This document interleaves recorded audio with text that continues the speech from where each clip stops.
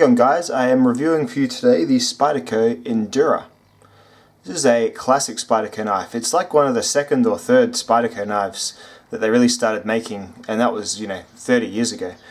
This one has certainly endured the rigours of the production knife world, and it is because it is a simple, large, hard-working folding knife of very basic construction and really quite advanced materials for what they are, especially in this example. Now this example is the British Racing Green. I don't know what's British about it, but I guess it's those classic little MGs with the white stripes and the green. I think that's what they're thinking of. British Racing Green colour FRN handles with the ZDP 189 blade.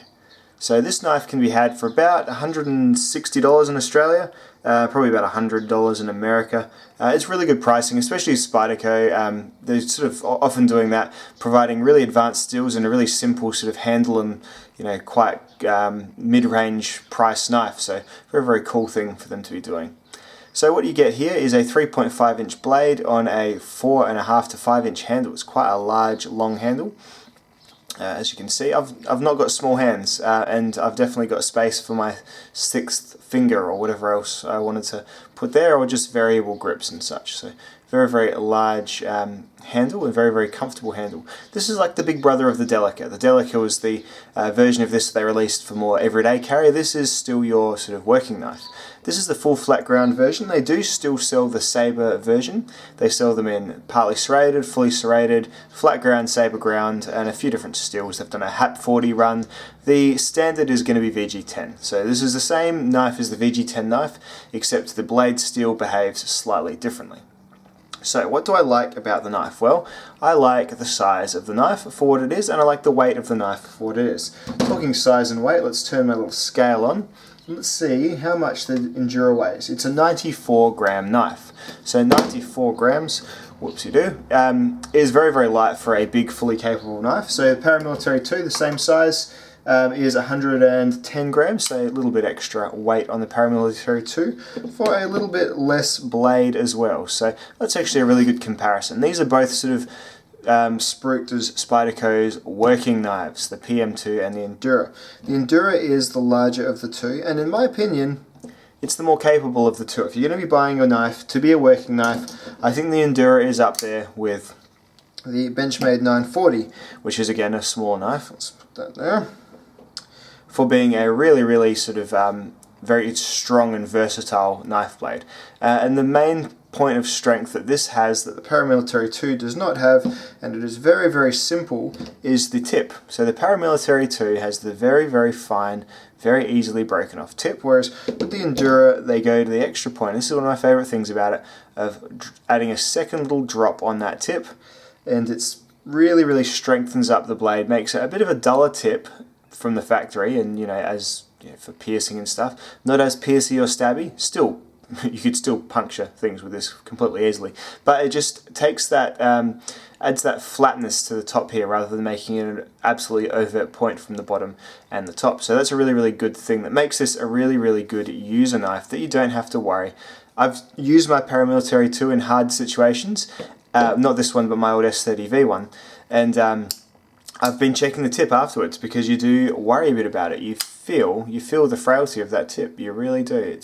It's very catchy from all different ways. So anyway, great thing about it that makes it, I think, up there with the Benchmade 940 as one of the best working knives you can get. Probably even better than the 940 because there's less to go wrong here. The axis lock has one of those infinity springs on it that can eventually fail, and of course can fill with gunk and sand and muck and all that sort of business. And really, it's a you're never going to have as good a grip on a 940 as you have on the Endura. The Endura, as lots of good Spydercos do, sacrifices much for good grip and ergonomics.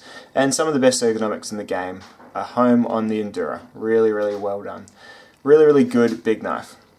So in terms of my favourite things about it, it's going to be its price, its size, and its usefulness.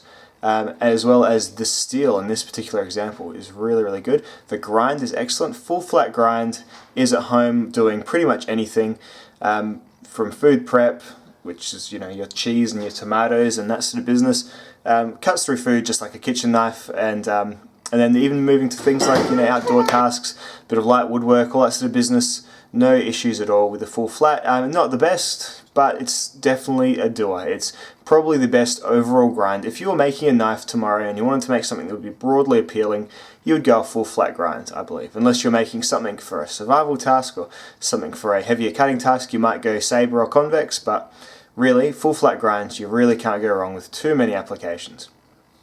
So the mid-back lock is the Endura's locking system, and as with lots of Spyderco knives, it's never quite 100%. It's about 95% movement free. No side to side. That's fine. It's just the up and down. You get a little bit of up and down. If you don't want any up and down, you get a cold steel triad locking folder. Something like the American Lawman might be a great choice if you want something that absolutely doesn't budge. But I mean, whilst it budges slightly, and I'm talking really slightly, it's definitely not going to come unlocked on you or anything like that. It's just purely the aesthetic. Oh, there's a slight bit of budge there. That's all you really get with the mid-back lock, but I thought I would certainly mention it because it's there and it is a thing. The FRN handles are great. I really, really like them, but they are a bit sort of, you know, they're not as nice feeling as in G10 or, in my opinion, even aluminium. They do feel like a plastic, and that's just something you need to make peace with. But then this knife isn't designed to be a showy, you know, not even a playing with knife. This really is a user knife through and through. And that's probably one of the things I like least about the knife is that although you can operate it one-handed quite easily, that big heavy blade makes it quite easy to sort of flick out, and it is quite smooth and whatnot once you've broken it in. It isn't something that you're going to be having a great time just sitting and playing with on the couch. It's just not that sort of knife. It is just a knife for using, and that's all. So there might be a little bit less joy to be had here. A bit like how I could never quite get into the Manix 2. It just didn't feel like as fun a knife could be for me, but this one, because it's quite a bit cheaper than the Manix 2, it's about $100 less than even the Manix 2 lightweight in S110V, unless you're happy with BD1, but I wouldn't be, which, I mean, not to sidetrack, BD1's fine, but I like, if I want to get a boring working knife, I want it to have a really, really good steel in it, because I want it to just work and work and work, and that'd be its job. And this is the Endura that I use. I keep this in my pocket at work, in my work pants, all the time. This is now my work pants knife, so it does a fair bit and still stays sharp. As you've seen in my ZDP cutting test, it was the top steel for a brief period until 10V overshot it by a fair margin, but ZDP holds its edge for absolutely ages. You just need to keep the corrosion proofing up, so keep the oil, keep the WD-40 up, because it's got so much carbon in it, it's not quite offset by the chromium in it, so it's going to shop rust a little bit easier than, say, your S30Vs and things like that. Even your S110V seems to rust a little bit slower than the ZDP 189. Kind of not as much as M4, but getting there. Just thought I would point that out as well. But overall, there is really nothing wrong with this knife at all. It's just making sure that you know what kind of knife you're getting. If you're a collector, I think it's great to have an Endura in your collection just for the simple fact that it's probably, after the Buck 110, probably the next big knife in knife history. It really was. It was the sort of thing that took that 110 and modernized it just a little bit more, adding one hand opening, adding pocket clip, but keeping the same overall idea of a big lockback knife for working. So it did, you know, it's a good place in knife history, but if you're getting something that you want to be doing, you know, this with and stuff, ooh, yeah, I'm sitting on the couch, you know, driving your wife crazy, you know, all that sort of business, it's not that knife. So it is a knife just to get for someone or for yourself if you just intend on using it and nothing but kind of thing. A lot of, you know, a lot of reliability and a lot of, you know, I can just recommend it really highly for a working knife, but just keep in mind, it's not the most fun thing in the world. However, this one is staying, and to be honest, this one might be going soon. I think I've got a friend who's got a lust for their PM2. Very, very worthwhile lust to have, because these are fantastic, but I am at a point in my collecting life right now where everything that I'm not using is going.